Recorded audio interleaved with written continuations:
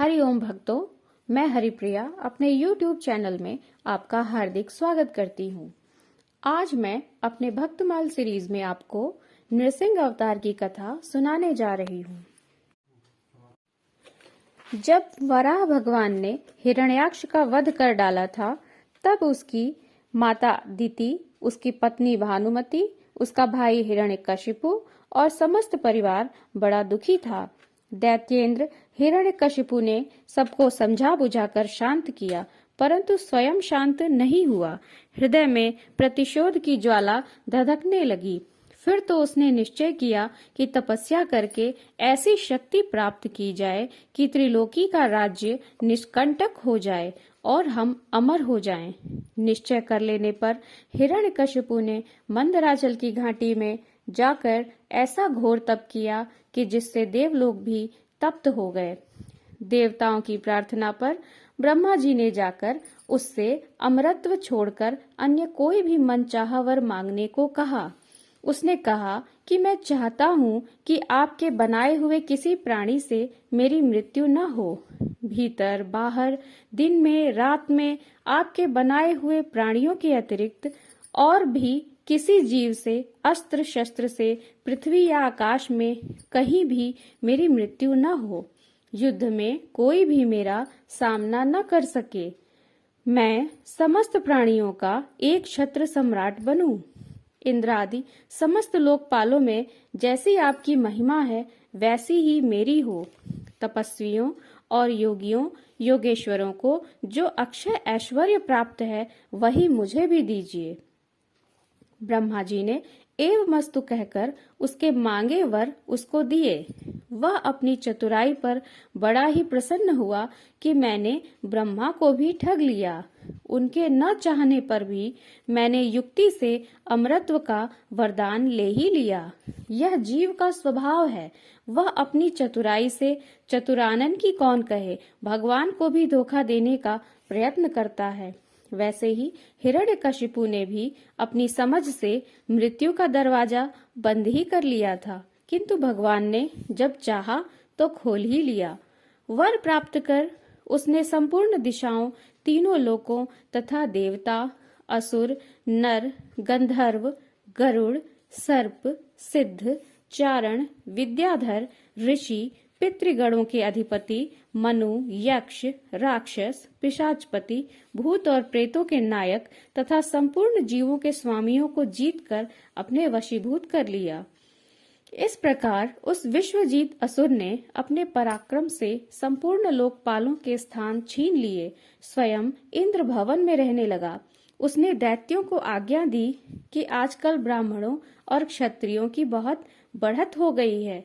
जो लोग तपस्या, व्रत, यज्ञ, स्वाध्याय और दानादि शुभ कर्म कर रहे हैं, उन सबों को मार डालो, क्योंकि विष्णु की जड़ है द्विजातियों का कर्म धर्म, और वही धर्म का परम आश्रय है। दैत्यों ने जाकर वैसा ही किया, परंतु जहाँ त्रैलोक्य में इस प्रकार धर्म का नाश किया जा रहा था, वहाँ हिरण्यकशिपु के पुत्रों में प्रहलाद जी जन्म से ही भगवत भक्त थे। 5 वर्ष की अवस्था में वे अपने पिता को भगवत भक्ति का पाठ सुना रहे थे। पुत्र को अपने शत्रु विष्णु का भक्त जानकर उसने यह निश्चय कर लिया कि यह अपना शत्रु है जो पुत्र रूप से प्रकट हुआ है। अतः उसे मार डालने की आज्ञा दी, पर दैत्यों के सब प्रयोग व्यर्थ हुए। तब हिरण्यकशिपु को बड़ी चिंता हुई। उसने उन्हें बड़े बड़े मतवाले हाथियों से कुचलवाया, विषधर सर्पों से डसवाया, कृत्या राक्षसी उत्पन्न कराई कि प्रहलाद को खा ले, पहाड़ों पर से नीचे गिरवाया, शंबरासुर से अनेकों प्रकार की माया का प्रयोग कराया, विष दिलाया, दहकती आग में प्रवेश कराया, समुद्र में डुबाया, इत्यादि अनेक उपाय मार डालने के लिए किए, पर उनका बाल भी बांका नहीं हुआ। गुरुपुत्रों की सलाह से वे वरुण पाश से बंधकर रखे जाने लगे कि कहीं भाग न जाएं, और गुरुपुत्र इन्हें अर्थ, धर्म और काम की शिक्षा देने लगे। छुट्टी के समय प्रहलाद जी ने समवयस्क असुर बालकों को भगवत भक्ति का स्वरूप बताया। जिसे सुनकर सब सहपाठी असुर बालक भगवाननिष्ठ हो गए। यह देखकर पुरोहित ने जाकर सब हाल हिरण्यकशिपु से कहा। सुनते ही उसका शरीर क्रोध के मारे थर थर कांपने लगा और उसने प्रहलाद जी को अपने हाथ से मार डालने का निश्चय किया। उन्हें बुलाकर बहुत डांटा, झिड़का और पूछा कि तू किसके बल पर मेरी आज्ञा के विरुद्ध काम किया करता है। प्रहलाद जी ने उसे सर्वात्मा, सर्वशक्तिमान भगवान के स्वरूप का उपदेश दिया। वह क्रोध से भरकर बोला, देखूं वह तेरा जगदीश्वर कहाँ है? अच्छा, क्या कहा? वह सर्वत्र है तो इस खंभे में क्यों नहीं दिखता? अच्छा, तुझे इस खंभे में भी दिखता है? मैं अभी तेरा सिर अलग करता हूँ, देखता हूँ तेरा वह हरि तेरी कैसे रक्षा करता है। वे मेरे सामने आए तो सही। इत्यादि कहते कहते जब वह क्रोध को संभाल न सका, तब सिंहासन पर से खड्ग लिए कूद पड़ा और प्रहलाद जी के यह कहते ही कि हाँ, वह खंभे में भी है, उसने बड़े जोर से खंभे को एक घूंसा मारा। उसी समय खंभे से बड़ा भारी शब्द हुआ।